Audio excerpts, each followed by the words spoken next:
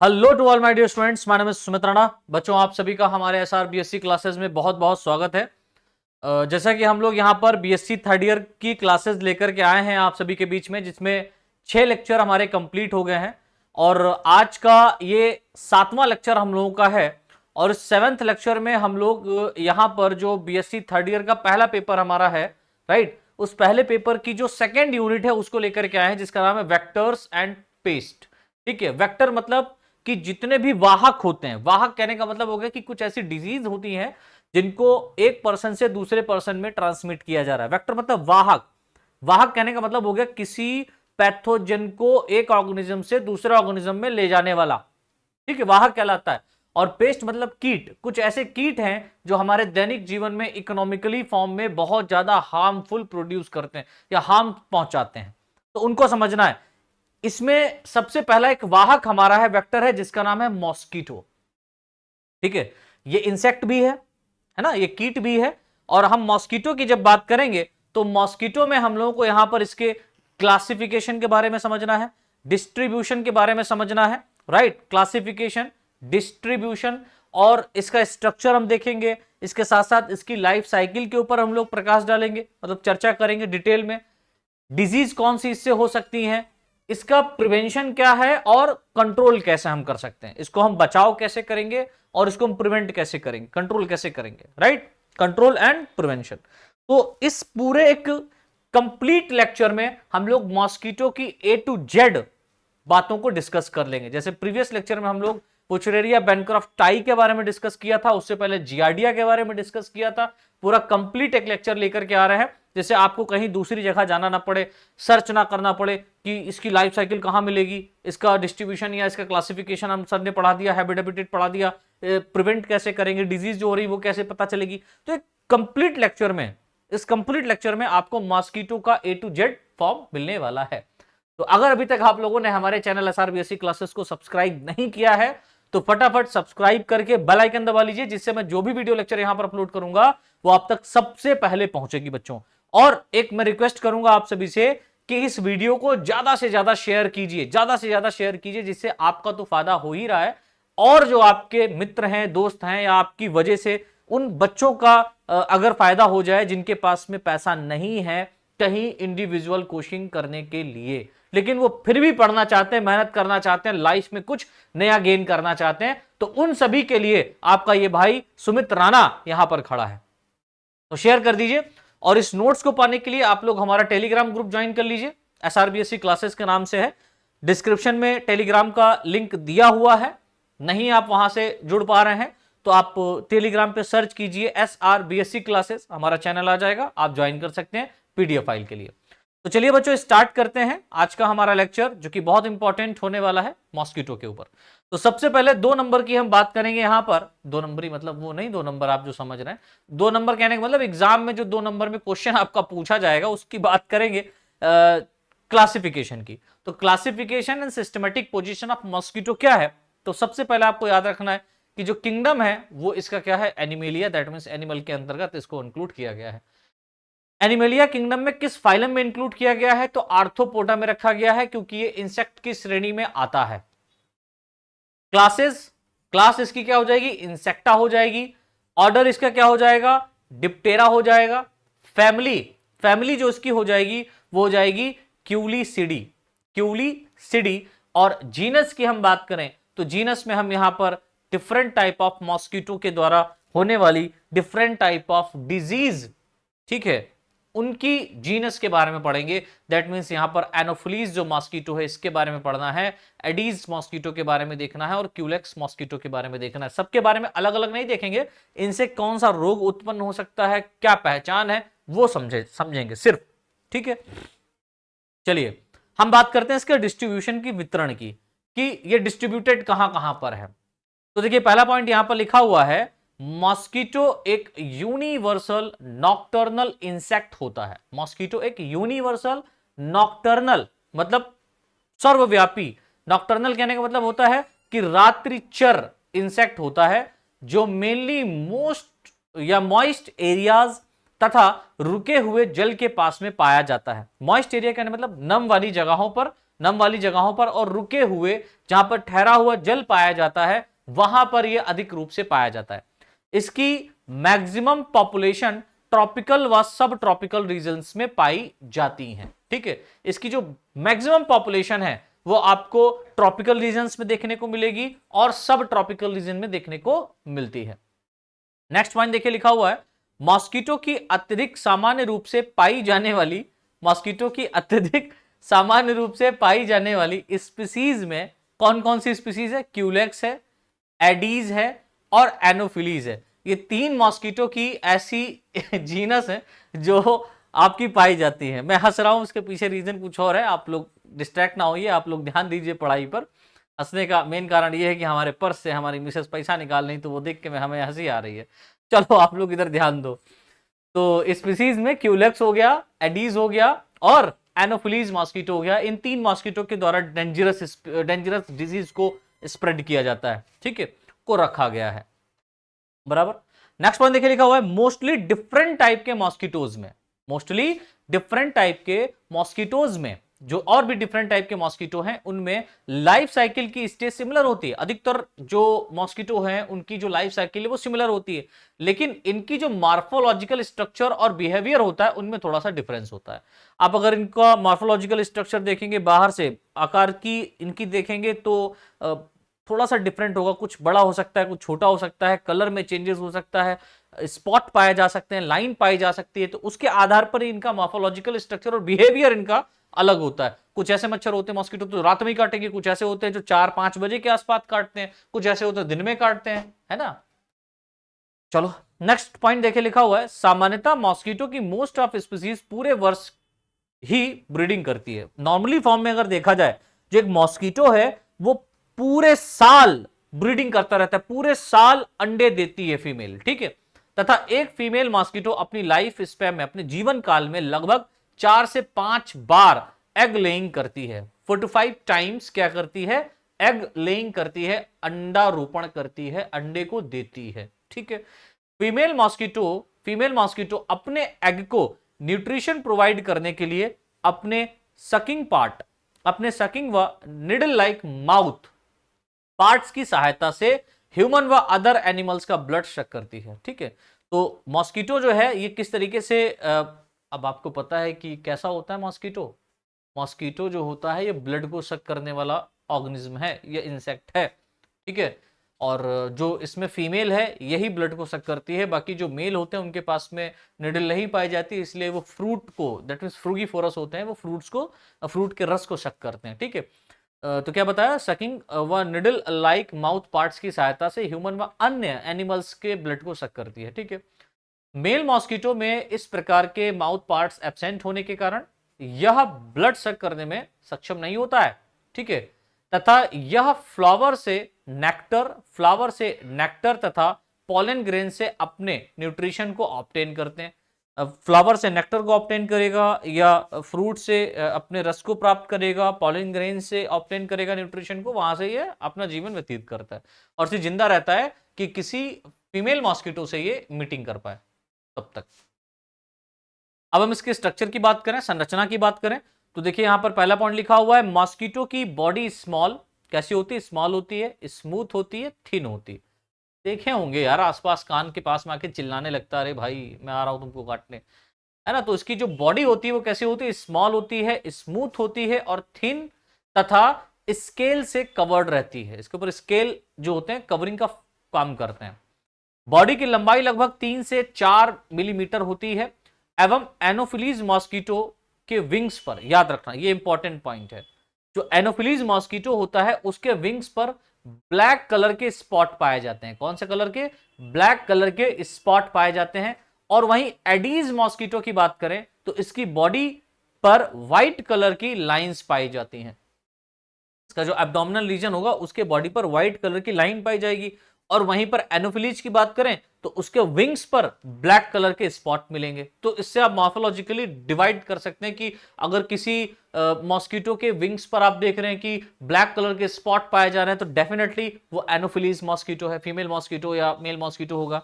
अगर मान लो कि उसके बॉडी पर एब्डोमिनल रीजन पर व्हाइट कलर की लाइन पाई जा रही है सो ये क्या हो जाएगा, एडीज मॉस्किटो हो जाएगा। तो इस तरीके से हम डिफरेंशिएट कर सकते हैं। नेक्स्ट पॉइंट देखिए, लिखा हुआ है मॉस्किटो की बॉडी मेनली 3 पार्ट्स में डिवाइड रहती है। जो मॉस्किटो है इसकी जो बॉडी है वो मुख्यतः 3 भागों में डिवाइड रहती है। पहले भाग को हम लोग कहते हैं हेड, दूसरे को थोरैक्स और तीसरे को हम लोग बोलते हैं एब्डोमेन। तो हेड, थोरैक्स और एब्डोमेन, इन 3 पार्ट्स में मॉस्किटो की जो बॉडी है वो डिवाइड रहती है, राइट। नेक्स्ट पॉइंट देखिए, लिखा हुआ है बहुत बहुत इंपॉर्टेंट, ध्यान से समझिएगा। हेड जो होता है वो स्मॉल एंड स्फेरिकल शेप होता है। वह ये जो हेड है स्मॉल नेक के साथ, थोरैक्स के साथ ही अटैच रहता है। स्मॉल नेक के द्वारा, स्मॉल छोटी सी इसमें ग्रीवा होती है, उसके द्वारा थोरैक्स के साथ ही क्या रहता है, अटैच रहता है। तो हेड, नेक, थोरैक्स, ठीक है, हेड, नेक, थोरैक्स, एब्डोमेन। हेड, नेक, थोरैक्स, एब्डोमेन, 4 भाग हो गए, हेड, नेक, थोरैक्स, एब्डोमेन। अब जो हेड है वो स्मॉल और स्फेरिकल होता है, ठीक है, छोटा सा गोलाकार होगा, और ये छोटी सी ग्रीवा के द्वारा ही थोरैक्स रीजन से अटैच रहता है, ठीक है। इस प्रकार इस पर 2 कंपाउंड आई अरेंज रहती हैं। तो हेड रीजन अगर देखें तो वहां पर आपको 2 कंपाउंड आई देखने को मिलती है, जो कि एक इंसेक्ट का स्पेसिफिक कैरेक्टर है कि कंपाउंड आई कहां मिलती है, इंसेक्ट्स में पाई जाती है, उनमें देखने को मिलती है। इसके माउथ पार्ट्स लंबे होते हैं, निडल लाइक एंड ट्यूब के सिमिलर। प्रोबोसिस का मतलब सूंड का परफॉर्मेंस करते हैं या फॉर्मेशन करते हैं, ठीक है, सूंड के रूप में ये अपने आप को फॉर्मेट करता है। नेक्स्ट पॉइंट देखिए, लिखा हुआ है एंटीरियर थोरैसिक रीजन व पोस्टीरियर थोरैसिक रीजन। अगला थोरैसिक रीजन और पिछला थोरैसिक रीजन कैसा होता है, स्मॉल, व मिडिल थोरैसिक रीजन लार्ज होता है। थोरैसिक रीजन की बात हो रही है, मतलब थोरैसिक रीजन में 3 भाग हो गए, एंटीरियर, पोस्टीरियर, मिडिल। तो एंटीरियर थोरैसिक रीजन कैसा होगा, छोटा होगा, पोस्टीरियर थोरैसिक रीजन छोटा होगा, लेकिन बीच का जो थोरैसिक रीजन होगा वो थोड़ा सा बड़ा होगा in comparison to anterior and posterior. क्यों होता है भैया, क्यों होता है? तो देखिए लिखा हुआ है इसके मिडिल थोरैसिक रीजन में एक जोड़ी विंग्स और थोरैक्स के ईच सेगमेंट में, जितने भी सेगमेंट यहां पर पाए जा रहे हैं उनमें एक जोड़ी लेग अरेंज होते हैं, ठीक है, पाद अरेंज होते हैं, एक जोड़ी। इसके विंग्स नैरो होते हैं, ठीक है, सकरे होते हैं, मेम्ब्रेन के सिमिलर होते हैं, एकदम मेम्ब्रेन की तरह आपको दिखाई देता है, और स्केल से कवर्ड होते हैं, ठीक है। इसका जो एब्डोमेन रीजन होता है वो पतला होता है, और इसके एब्डोमेन रीजन में 9 सेगमेंट पाए जाते हैं, 9 सेगमेंट में डिवाइड रहता है। याद रखना, बहुत बहुत इंपॉर्टेंट बेसिक क्वेश्चन आपका यहां पर बना है कि मॉस्किटो के एब्डोमेन रीजन में कितने सेगमेंट पाए जाते हैं, तो सर 9 सेगमेंट पाए जाते हैं, ठीक है।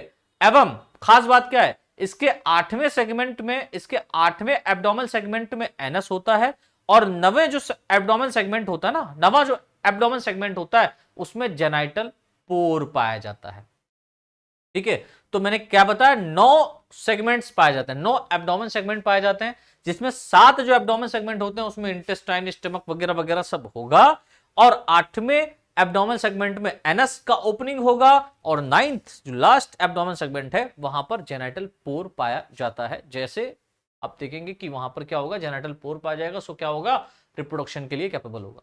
तो यहां पर देखिए इस तरीके से ये वाला जो मॉस्किटो है ये एनोफिलीज मॉस्किटो, आप देखिए इसके ऊपर व्हाइट कलर का क्या है, पट्टी पाई जा रही है, ठीक है। और यहां पर ये आप देख रहे हैं तो ब्लैक कलर के स्पॉट इसमें देखने को मिल रहे हैं। तो ये कौन सा हो जाएगा, ये एनोफिलीज मॉस्किटो है, ये एडीज मॉस्किटो है, एडीज मॉस्किटो, ठीक है। और ये वाला कैसा हो जाएगा, ये क्यूलेक्स हो जाएगा, क्यूलेक्स मॉस्किटो। इसमें डिफरेंट ही टाइप एब्डोमेन, और इसके लेग के ऊपर जो आप देखेंगे व्हाइट कलर का पूरा स्पॉट पाया जा रहा है, ठीक, क्यूलेक्स मॉस्किटो। तो ये तो इसकी स्ट्रक्चर की बात हो गई। अब हम बात करेंगे इसकी लाइफ साइकिल के बारे में, बहुत बहुत इंपॉर्टेंट है बच्चों लाइफ साइकिल इसकी, है ना। तो हेडिंग डाल दीजिए मॉस्किटो में जीवन चक्र, लाइफ साइकिल ऑफ मॉस्किटो। देखिए लिखा हुआ है मॉस्किटो की लाइफ साइकिल मुख्यतः 4 स्टेजेस में कंप्लीट होती है, 4 स्टेजेस में कंप्लीट होती है। पहली जो स्टेज इसकी होती है वो एग कहलाती है। First stage are also called as egg, second larva, third pupa, and fourth stage में ये एडल्ट में क्या हो जाएगा, चेंज हो जाएगा। इन चारों स्टेज को हम लोग देखते हैं। देखिए लिखा हुआ डिफरेंट टाइप की मॉस्किटो की स्पीसीज में होने वाली लाइफ साइकिल की ऑल स्टेजेस को स्पीसीज स्पेसिफिक अपीयरेंस के कारण पहचाना जा सकता है। अब बहुत सारे मॉस्किटो की स्पीसीज हैं, तो इनके अंदर आप लाइफ साइकिल को कैसे पहचानेंगे कि किसका कौन सा लाइफ साइकिल है? तो उसको पहचानने के लिए इसमें कुछ स्पेसिफिक अपीयरेंसेस होते हैं, ठीक है, पहचान कर लेते हैं हम इनको, ठीक है, और इससे हम क्या करते हैं, इसको पहचान लेते हैं कि किसकी लाइफ साइकिल है।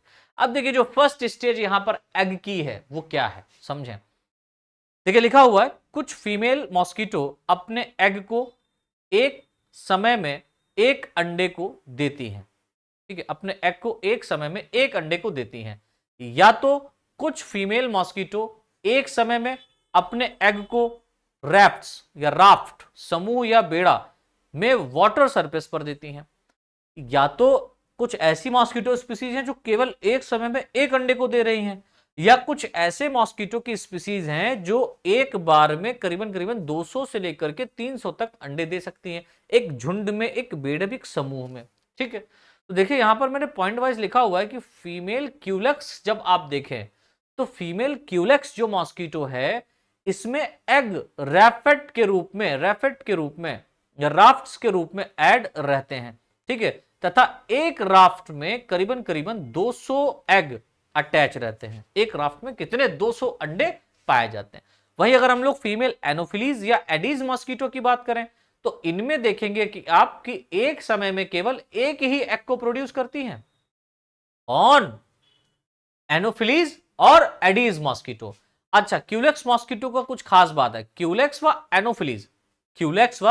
एनोफिलीज फीमेल मॉस्किटो अपने एग को वाटर सरफेस पर देती हैं, लेकिन वहीं पर एडीज मॉस्किटो की बात करें, देखो समझना बच्चों, वहीं अगर हम लोग एडीज मॉस्किटो की बात करें तो ये अपने एग को डैम्प सॉइल, नम भूमि या मिट्टी पर देती हैं। बहुत इंपॉर्टेंट क्वेश्चन फंसता ही है यहां से कंफ्यूजन क्रिएट करने के लिए। समझो, मैं फिर एक बार दोहरा दे रहा हूं कि फीमेल क्यूलेक्स मॉस्किटो में एग जो होता है वो कैसे लेइंग होता है, रैफ्ट्स के रूप में होता है या रैफेट के रूप में होता है, ठीक है, एक चट्टे के रूप में, एक बेड़ा एक या समूह के रूप में ये देते हैं, और एक रैफेट में करीबन 200 अंडे होते हैं, कौन, फीमेल क्यूलेक्स। वहीं एनोफिलीज और एडीज की बात करें तो ये अपने अंडे को एक बार में एक ही अंडा देती हैं, ठीक है, अपने एक बार में एक अंडे को देती हैं। अब ये अंडा देते कहां है, तो वहीं अगर हम लोग क्यूलेक्स की बात करें और किसकी बात करें, एनोफिलीज। क्यूलेक्स और एनोफिलीज जो मॉस्किटो हैं, क्यूलेक्स रैफ्ट के रूप में दे रहा है और एनोफिलीज एक ही दे रहा है, तो क्यूलेक्स और एनोफिलीज ये दो ऐसे मॉस्किटो हैं जो अपने एग को वाटर सरफेस पर प्रोवाइड करते हैं जाकर के, या वहां पर लेइंग करते हैं, अपने एग लेइंग को वाटर सरफेस पे करते हैं। वहीं पर अगर हम लोग फीमेल एडीज मॉस्किटो की बात करें, डेंगू होता है, ठीक है, एडीज मॉस्किटो की बात करें तो ये अपने एग को वाटर सरफेस पे नहीं देखा, लेकिन वहां पर जहां पर नम मिट्टी पाई जाती, नम स्थान होते हैं, वहां पर ये अपने एग को ले करता है, दैट मींस डैम्प सॉइल के अंदर, नम भूमि के अंदर ये अपने एग को लेइंग करते हैं। यहां तक समझ में आया सभी को? चलो नेक्स्ट पॉइंट देखिए, लिखा हुआ है एग लेइंग के बाद प्रत्येक अंडा लगभग 48 घंटे के बाद हैच होकर एक लार्वा में चेंज हो जाता है। करीबन 48 घंटे लगते हैं, 24 दूना 48, दैट मींस 2 दिनों के बाद, ठीक है, 48 घंटों के बाद ये हैच होगा और एक लार्वा में चेंज हो जाता है, तथा इन लार्वा के लिए वाटर रिक्वायर्ड होता है। अगर इन लार्वा को वाटर नहीं मिला ना तो गड़बड़ाइजेशन हो जाएगा, मर जाएंगे। सेकेंड स्टेज कौन सी हमारी, लार्वा। अब लार्वा बन गया तो लार्वा के बारे में देखते हैं। देखिए लिखा हुआ है क्या कि लार्वा वाटर में लगातार रूप में स्विमिंग करते रहते हैं। लार्वा वाटर में लगातार रूप से स्विमिंग करते रहते हैं, लेकिन सांस लेने के लिए यह लार्वा वाटर सरफेस पर आते हैं। ये लार्वा कहां आते हैं, वाटर की सरफेस पर आते हैं। मॉस्किटो के, नेक्स्ट पॉइंट, मॉस्किटो के लार्वा को सामान्यतः क्या कहते हैं, विगलर्स कहते हैं। विगलर्स कहने मतलब ये रिगलिंग करेंगे, ठीक है, विगलर्स कहते हैं, शुरुआती दौर की ये है, विगलर्स कहते हैं। मॉस्किटो का लार्वा अपने ग्रोथ के समय, यानी कि इसका जो लार्वा है अपने ग्रोथ के टाइम पे करीबन 4 बार मोल्टिंग की क्रिया करता है, ठीक है, 4 बार मोल्टिंग करेगा, निर्मोचन की क्रिया करता है, तथा हर एक मोल्ट के बाद ग्रोथ करके या साइज में इंक्रीज हो जाता है।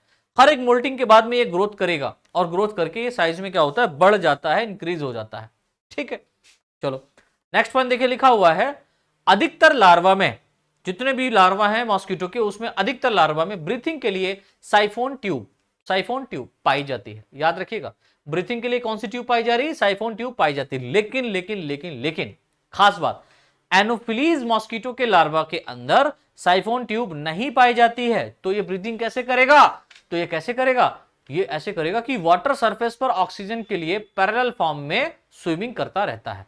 ये ऑक्सीजन लेने के लिए, ब्रीदिंग करने के लिए वाटर की सरफेस पर पैरेलल फॉर्म में स्विमिंग करता रहता है। ऊपर आएगा फिर ऐसे ऐसे, मान लो ये वाटर है, ये लार्वा है, तो ऐसे आएगा, ठीक है।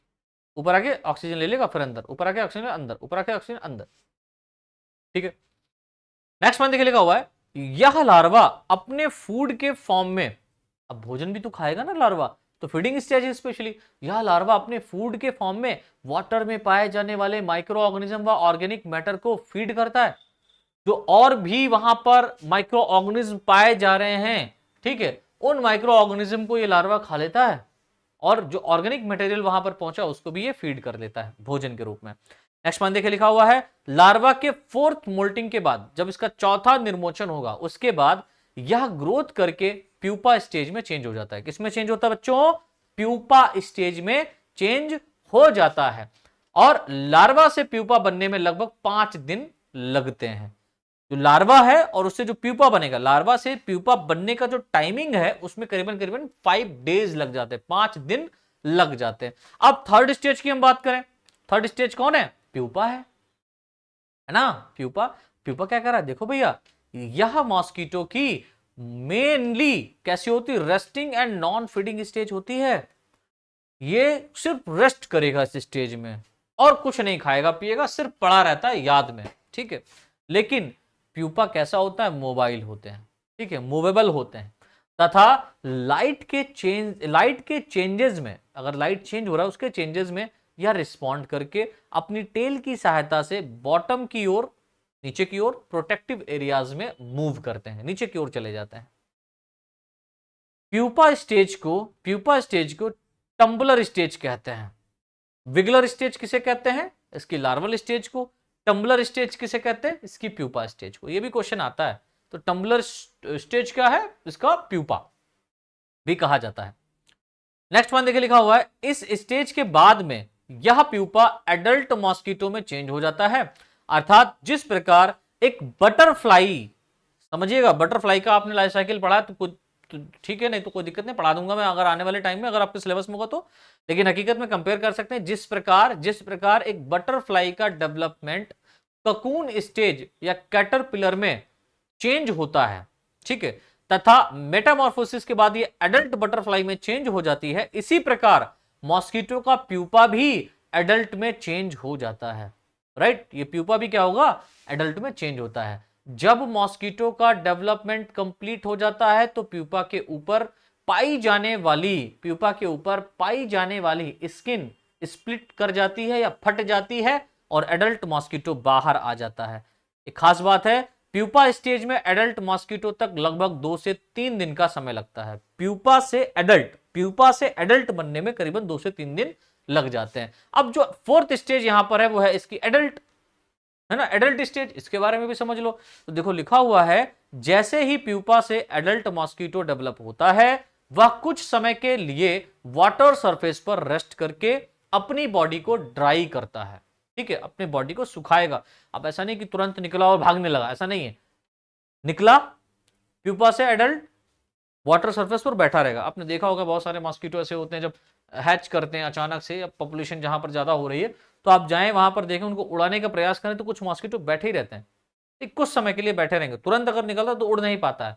और या न्यूली फॉर्म्ड कोई मॉस्किटो अगर आपको बाइट करने के लिए आता है तो आप देखते हैं छोटा सा नन्ना सा होता है एकदम, ठीक है, उसमें कोई चेंजेस ही नहीं होता। राइट, तो उसके लिए क्या करना होता है? सबसे पहले अडेप्ट करने के लिए, अपने आप को उड़ने के लिए या बाइट करने के लिए, एडेप्टेशन करने के लिए, ये अपने आप को वहीं पर रेस्ट करेगा, ड्राई करेगा बॉडी को, ठीक है, एवं अपने बॉडी पार्ट्स को हार्ड करता है, कठोर करता है। इसी समय इसके विंग्स बाहर की ओर निकलते हैं। इसके विंग्स भी क्या होते हैं? बाहर की ओर निकलते हैं और पूरी तरह से उड़ने से पहले ड्राई हो जाते हैं, ठीक है, सूख जाते हैं। नेक्स्ट पॉइंट, मॉस्किटो के कंप्लीट डेवलपमेंट के बाद एडल्ट में कुछ समय तक ब्लड फीडिंग व मेटिंग की कैपेसिटी नहीं होती है।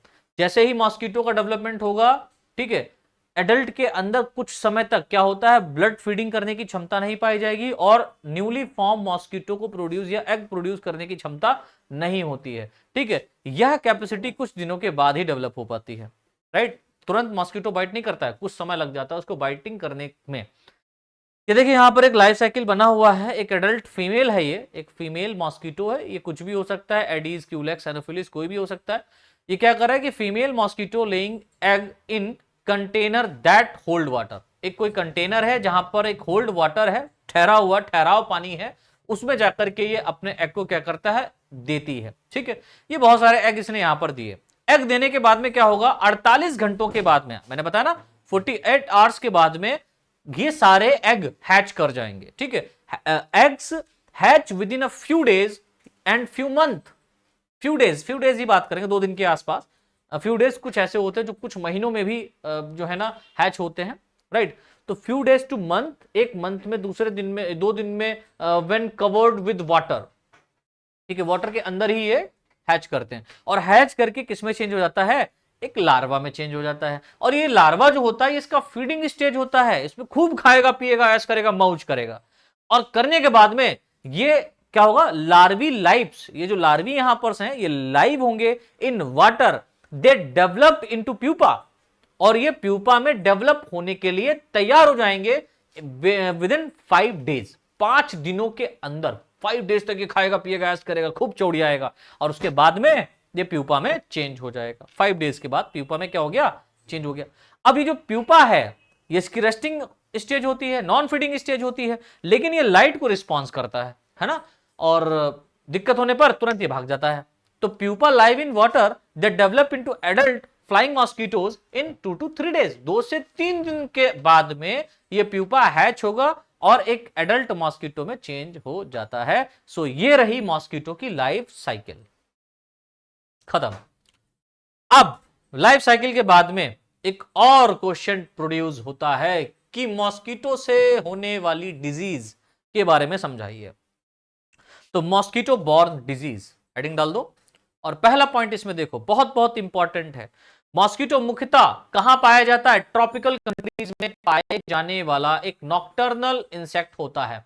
कहां, ट्रॉपिकल और सब ट्रॉपिकल कंट्रीज में पाया जाने वाला एक नॉक्टर्नल इंसेक्ट होता है, जिसकी डिफरेंट स्पीसीज किसी इंफेक्टेड पर्सन से हेल्दी पर्सन में इंफेक्शन को ट्रांसमिटेड करती हैं। ठीक है, तो ये वेक्टर का काम कर रहा है।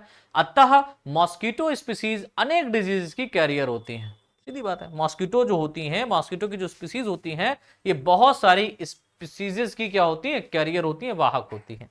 नेक्स्ट पॉइंट देखिए लिखा हुआ है, मुख्यतः एनोफिलीज की 45 स्पीसीज में से, और बाप रे, एनोफिलीज मॉस्किटो की ही केवल 45 स्पीसीज पाई जा रही हैं और इसमें से भी 9 स्पीसीज जो हैं ह्यूमन में होने वाले मलेरिया डिजीज का वाहक होती हैं। अरे बाप रे, यानी मलेरिया जो फैलाया जा रहा है वो एक मॉस्किटो काम नहीं है, एक स्पीसीज का काम नहीं है, बल्कि 9 स्पीसीजों ने ये जिम्मेदारी ली है कि मुझे मलेरिया नामक बीमारी को एक इंसान से दूसरे इंसान में पहुंचाना है। ठीक है, इन लोगों ने ठेका लिया है, ये लोग अपना कर्तव्य निभा रहे हैं और आपका कर्तव्य क्या है, इनसे बचना। तो मेनली एनोफिलीज जो हैं इनकी 45 स्पीसीज पाई जाती है और उसमें से 9 स्पीसीज ह्यूमन में होने वाले मलेरिया डिजीज का वाहक होती हैं। ठीक है, ऑल स्पीसीज में फीमेल मॉस्किटो के माउथ पार्ट्स, जितनी भी स्पीसीज हैं उनके सब में जो फीमेल मॉस्किटो है इनका जो माउथ भाग होता है वो पेनिट्रेटिंग और सकिंग टाइप के होता है या सकिंग टाइप का होता है। अतः केवल और केवल फीमेल मॉस्किटो ह्यूमन बींग्स में ब्लड सक करके डिजीज के ट्रांसमिशन में सहायता करती है। मेल मॉस्किटो की जिम्मेदारी नहीं होती, वो मना करता है, लेकिन हकीकत तो यही है ना कि खून चूसने वाली एक महिला ही होती है। मतलब ये एक कहावत कही गई है, उसको दिल पे मत लीजिएगा कोई लोग भी।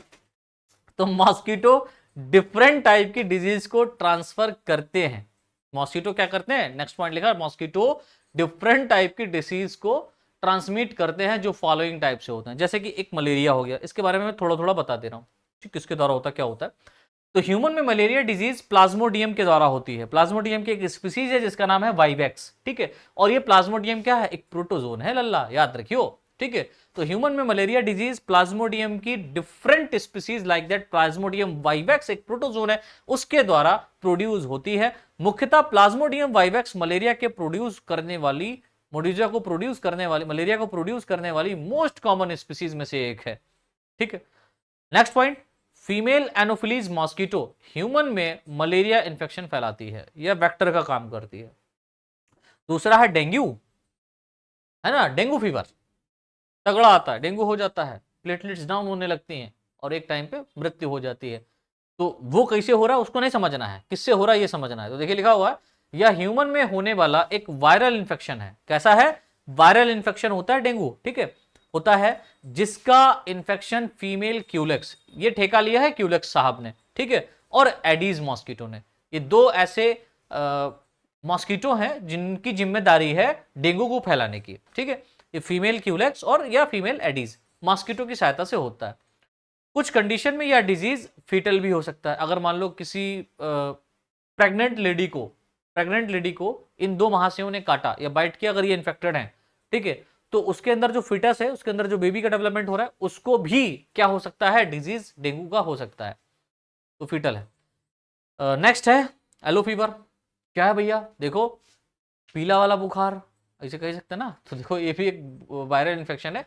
यह एक वायरल इन्फेक्शन होता है जिसमें काफी तेजी के साथ ह्यूमन को फीवर होता है, लीवर सेल्स नष्ट होने लगती हैं। जब लीवर सेल्स नष्ट हो, येलो फीवर क्यों कहा गया इसको? येलो फीवर इसीलिए कहा गया क्योंकि बॉडी येलो कलर की दिखाई देने लगती है, जैसे कि पीलिया हो जाता ना, तो उसी तरीके से येलो फीवर नामक एक डिजीज भी है, ठीक है। और इसमें जब लीवर सेल आपकी डैमेज होने लगेंगी, ठीक है, तो हीमोग्लोबिन भी डैमेज होने लगेगा, तो काफी दिक्कत आने से बहुत ज्यादा फीवर बढ़ता है और बॉडी थोड़ी सी येलो कलर की दिखाई देने लगती है, तो इसीलिए इसको येलो फीवर कहते हैं। और एनीमिया भी हो जाता है, रक्तता भी हो जाता है, इसको हिंदी में कुछ और भी कहते हैं, शायद ध्यान नहीं है। एनीमिया का आदि होना लक्षण प्रकट होता है। और ये जो येलो फीवर है, ये इन्फेक्टेड फीमेल एडीज मॉस्किटो द्वारा ट्रांसमिटेड होता है। याद रखिएगा, ये जो एडीज मॉस्किटो है ना, इसका सिर्फ काम डेंगू ही फैलाना नहीं है, बल्कि ये इसकी एक और जिम्मेदारी है, दो जिम्मेदारियां हैं इसकी, एक तो डेंगू फैलाना है, दूसरी येलो फीवर फैलाना है। थर्ड आपका देखिए, ये अभी तो हम लोग पढ़ चुके हैं ना, वो चिरेरिया बैनक्रफ्ट टाई, जिसके कारण क्या होता है? फाइलेरियासिस होता है या एलिफेंटियासिस होता है या हाथी पील पांव हो जाता है, हाथी पांव डिजीज हो जाती है, जिसमें आप देखते हैं कि जो ह्यूमन बींग्स होते हैं, जो इन्फेक्टेड ह्यूमन बींग्स होते हैं, उनके पैर बहुत मोटे मोटे हो जाते हैं, है ना, उसको एलिफेंटियासिस कहते हैं। ठीक है, लिखा हुआ है ह्यूमन में फाइलेरियासिस का इंफेक्शन मुख्यतः, इसको डिटेल में पढ़ चुके हैं, वो बात अलग है, लेकिन किसके द्वारा वो उसको समझना है। वो चिरेरिया बैनक्रफ्टाई एक प्रकार का निमेटोड्स होता है, ठीक है, के द्वारा होता है, जिसमें लिम्फ ग्लैंड्स में ब्लॉकेज होने के कारण इन्फेक्टेड पर्सन में लेग्स या और बॉडी के भाग में अत्यधिक रूप से स्वेलिंग हो जाती है। ठीक है, ह्यूमन में फाइलेरिया का इन्फेक्शन फीमेल क्यूलेक्स मॉस्किटो, समझिए, वो चिरेरिया बैनक्रफ्टाई को या इस निमेटोड को किसके द्वारा ले जाया जाता है? क्यूलेक्स मॉस्किटो के द्वारा ट्रांसमिट किया जाता है। उसके बाद में है लेप्रोसी, कोढ़, है ना, धीरे धीरे धीरे धीरे बॉडी खत्म होती है, एक बैक्टीरियल डिजीज है। देखो, यह ह्यूमन बींग्स में होने वाला एक बैक्टीरियल इंफेक्शन होता है जो मुख्यतः कांटेक्ट के कारण फैलता है। अगर किसी को लेप्रोसी है और आप जाकर के उसको छूते हैं, उसका जूठा खाते हैं या कुछ भी, अगर आप उसके साथ में उठना बैठना एक दो बार नहीं, लंबे समय तक यदि करते हैं, तो आपको भी लेप्रोसी होने के चांसेस होते हैं। लेकिन कुछ कंडीशंस में यह देखा गया है कि इस डिजीज या इंफेक्टेड पर्सन से किसी हेल्दी पर्सन, या डिजीज किसी इंफेक्टेड पर्सन से हेल्दी पर्सन में मॉस्किटो के द्वारा भी फैलती है। ठीक है, तो मॉस्किटो ने यदि उसको काटा जाकर के आपको भी काट लिया, किस्मत खराब है, तो आपको भी लेप्रोसी हो सकता है। खैर, ईश्वर ना करे कभी हो। अब बातें हैं prevents and control of mosquito, prevent and control of mosquito. अब इनके द्वारा कितनी सारी बीमारियां हो रही हैं, तो इसको हम प्रिवेंट कैसे करेंगे, इसको हम कंट्रोल कैसे करेंगे? तो प्रिवेंट और कंट्रोल करने के बहुत बहुत बढ़िया से उदाहरण है, इसको आप अच्छे से समझ लीजिए। आपके आसपास यदि ऐसा कुछ दिखता है तो आप उसको रोकने में, एक डिजीज को रोकने में अपना योगदान दे सकते हैं, बस थोड़ी सी क्या बोलते हैं उसको, सतर्कता के द्वारा। देखिए, लिखा हुआ है मॉस्किटो की डिफरेंट स्पीसीज ह्यूमन बीइंग्स में मेनी डिजीज की कैरियर होती हैं। सीधी बात है, अतः मॉस्किटो स्पीसीज की पॉपुलेशन को फिनिश किया जाना आवश्यक होता है, बहुत बहुत रिक्वायर है इसकी पॉपुलेशन को फिनिश करना। डिफरेंट मेथड द्वारा मॉस्किटोज पॉपुलेशन को कंट्रोल किया जा सकता है। इसमें से मुख्य कंट्रोल मेथड फॉलोइंग टाइप से हैं। कौन कौन से हैं? देखो, पहला तो यहां पर है एलिमिनेशन ऑफ ब्रीडिंग प्लेस। जहां पर मॉस्किटो अपनी ब्रीडिंग करता है, जिस प्लेस में, पहले तो उसको एलिमिनेट कर दो, खत्म कर दो, मार दो, वहां पर उस जगह को खत्म कर दो। कैसे? देखिए लिखा हुआ डिफरेंट मॉस्किटो स्पीसीज में एग लेइंग तथा लार्वा व pupa formation, polluted water, mercy soil that means दलदली मिट्टी जो होती है, बुशेस मतलब झाड़ियां आदि, तथा किसी प्लेस पर रुके हुए जल, है ना, स्टोर्ड वाटर में होता है। यह प्लेस मॉस्किटो स्पीसीज के लिए बेस्ट ब्रीडिंग प्लेस होते हैं। इन जगहों पर ये जाएंगे और बढ़िया से ब्रीडिंग करेंगे, मस्त तरीके से ब्रीडिंग होगा। इन एरियाज को नष्ट करके, अगर ऐसी जगहें जहां पर आपको देखने को मिले उनको नष्ट कर दीजिए, जहां पर अधिकतर जहां पर मिट्टी है या मॉइस्ट एरिया है, जहां पर पानी भरा हुआ है, उनको नष्ट करने का एक ही तरीका है। जहां पर पानी अगर खाली फर्जी में भरा है तो उसमें जाकर के मिट्टी डाल दो, उसको बंद कर दो, कुछ गड्ढे हैं उनको बंद कर दो, जहां पर स्टोर्ड है वाटर, ठहरा हुआ पानी है, चलते हुए पानी में मुश्किल होता है इनको ग्रो करना, लेकिन जो स्टोर्ड वाटर है एक कंटेनर में या एक गड्ढे में कहीं पर, तो उसको खत्म करो, पहली बात। ठीक है, तो इन एरियाज को नष्ट करके मॉस्किटो ब्रीडिंग की पॉसिबिलिटीज को फिनिश किया जा सकता है। ठीक है, इसलिए डेंस बुशेस के कारण, ठीक है, डिफरेंट प्लेस पर कलेक्ट होने वाले वाटर की सफाई द्वारा मॉस्किटो के ब्रीडिंग प्लेस को कंप्लीटली डिस्ट्रॉय किया जा सकता है तथा इनकी पॉपुलेशन को कंट्रोल किया जा सकता है। Next, destruction of larva. अगर मान लीजिए आप ये नहीं कर पाए तो इनके लार्वा को मार दो।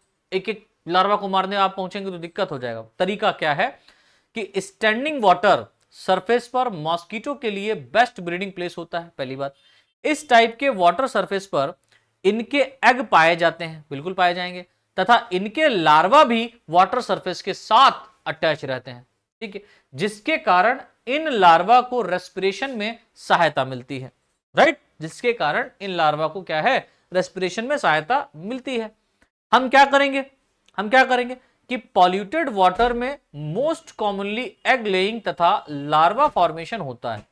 इन लार्वा को वाटर सरफेस पर पेट्रोल या डीजल का ऑयल डालकर फिनिश किया जा सकता है। कैसे? डीजल व पेट्रोल के कारण क्या होगा, वाटर सरफेस पर एक थिन लेयर प्रोड्यूस हो जाती है, जिसके कारण मॉस्किटो लार्वा व प्यूपा को रेस्पिरेशन में डिफिकल्टी होती है और क्या होगा, सफोकेशन के कारण इन लार्वा की डेथ हो जाती है। मतलब जब इनका दम घुटने लगेगा ना, जब ये सांस ही नहीं ले पाएंगे, ब्रीदिंग ही नहीं कर पाएंगे, तो मर जाएंगे। इस तरीके से हम इनको मार सकते हैं। किसी प्लेस पर वाटर में पाए जाने वाले मॉस्किटो लार्वा को फिनिश करने के लिए कुछ लार्विसाइड्स का भी यूज किया जाता है, जिसमें क्या है, डीटीटी है। डीडीटी को आप डाल दीजिए, डाइक्लोरो डाइफिनाइल ट्राइक्लोरोइथेन, या बीएचसी आप डाल दो, बेंजीन हेक्साक्लोराइड। इनके द्वारा भी दिक्कतें खत्म हो जाएंगी, मोस्ट इफेक्टिव होते हैं। और एक खास बात क्या है कि मॉस्किटो लार्वा को फिनिश करने के लिए कुछ लार्विसाइडल फिशेस यानी कुछ मछलियां भी होती हैं, जिसमें से जैसे गैम्बूशिया एक फिश है, इसको आप खरीद के लाएं, थोड़ी कॉस्टली होगी, लेकिन लाएं और जहां पर स्टोर्ड वाटर डाल दो, ये सारे लार्वा को खा जाएगी। ठीक है, तो फिशेस का भी यूज किया जाता है ना। ये बायोलॉजिकल कंट्रोल हो गया, इससे उस वाटर में और भी जो डिजीज होने वाली या और भी जो हम ये कह सकते हैं कि ऑर्गेनिज्म है वो नष्ट नहीं करना चाहते उनको आप, तो वो बच जाएंगे इनकी वजह से, है ना। तो इसी लार्वा को ही खत्म कर देगा।